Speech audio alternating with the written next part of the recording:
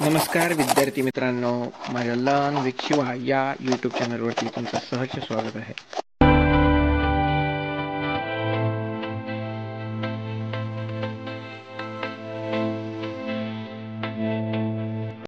Hybridisation of item ही संकल्पना polling या शास्त्रज्ञाने दिली. काय असेल ही संकल्पना? चला समजून घेऊया.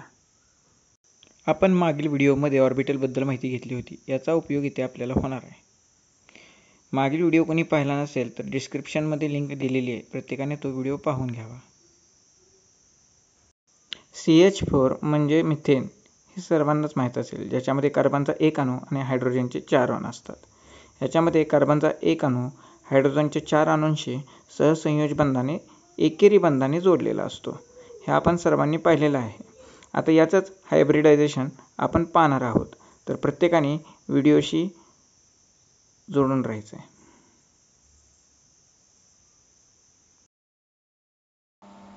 इथे कार्बनचा अणुअंक असा आहे, म्हणजे त्याचे इलेक्ट्रॉनिक स्वरूपन 1s2 2s2 2p2 असं आहे.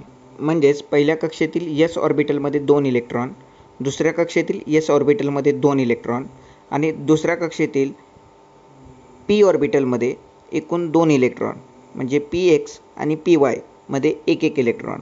अशा रीतीने इलेक्ट्रॉनची विभागणी ही कार्बनमध्ये झालेली आहे. आता हायब्रिडायझेशनमध्ये नेमकं होतं काय? कार्बनच्या दुसऱ्या कक्षेतील s ऑर्बिटलमध्ये असणारा एक इलेक्ट्रॉन दुसऱ्या कक्षेतील pz या रिकाम्या ऑर्बिटलमध्ये उडी घेतो. अशा रीतीने s ऑर्बिटल आणि p चे 3 ऑर्बिटल इथे दुसऱ्या कक्षेतील s चा एक ऑर्बिटल आणि p चे 3 ऑर्बिटल यांचं एकत्रित संकरण होऊन sp3 हा नवीन ऑर्बिटल संकरित तयार होत असतो. यालाच sp3 हायब्रिडायझेशन असं म्हणतात. ही झाली हायब्रिडायझेशनची एक सोपी कन्सेप्ट.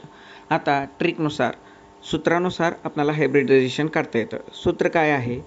तर मध्य अणूवरील लोन पेअर प्लस जोडलेल्या इतर अणूंची संख्या. आता लोन पेअर काय आहे बुवा?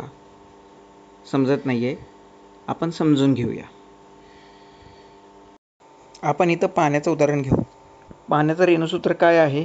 H2O, ज्याच्यामध्ये ऑक्सिजनचा एक अणू आणि हायड्रोजनचे प्रत्येकी एक असे 2 अणू एकमेकांना जोडून H2O हा एक रेणू तयार होतो.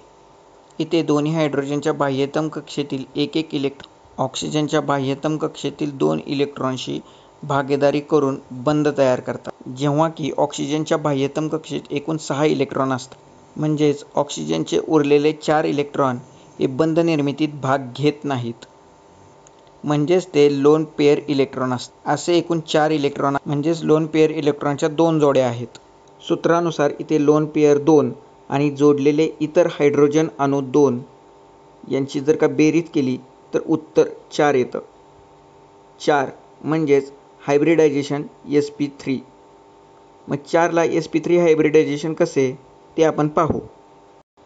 या सूत्राप्रमाणे उत्तर जर खालील प्रमाणे आले तर हायब्रिडायझेशन काय घ्यावे ते बघूया. उत्तर जर का 2 आले तर आपणाला sp हे हायब्रिडायझेशन घ्यावं लागेल. उत्तर जर का 3 आले तर या ठिकाणी sp2 हे हायब्रिडायझेशन घ्यावं लागेल. उत्तर जर 4 आले तर आपल्यास sp3 हे हायब्रिडायझेशन घ्यावं लागेल. उत्तर जर 5 आले तर आपल्याला sp3d हे हायब्रिडायझेशन घ्यावं लागेल. आणि उत्तर जर 6 आले तर sp3d2 हे हायब्रिडायझेशन घ्यावं लागेल. आता तुम्हाला समजलं असेल पाण्याचे हायब्रिडायझेशन sp3 कसे आले ते. मिथेनच्या बाबतीत मिथेनचं रेणुसूत्र CH4 आहे. याच्यामध्ये कार्बनवरील लोन पेअर हे 0 आहेत आणि जोडलेल्या इतर अणूंची हायड्रोजनची संख्या एकूण 4 आहे.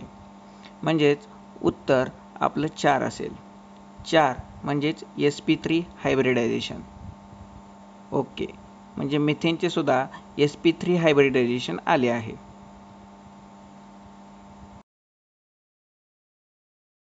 आय होप तुम्हाला हायब्रिडायझेशनची कन्सेप्ट व्यवस्थित समजली असेल. आवडले असल्यास चॅनलला सबस्क्राईब आणि व्हिडिओला लाईक नक्की करा. थँक्यू.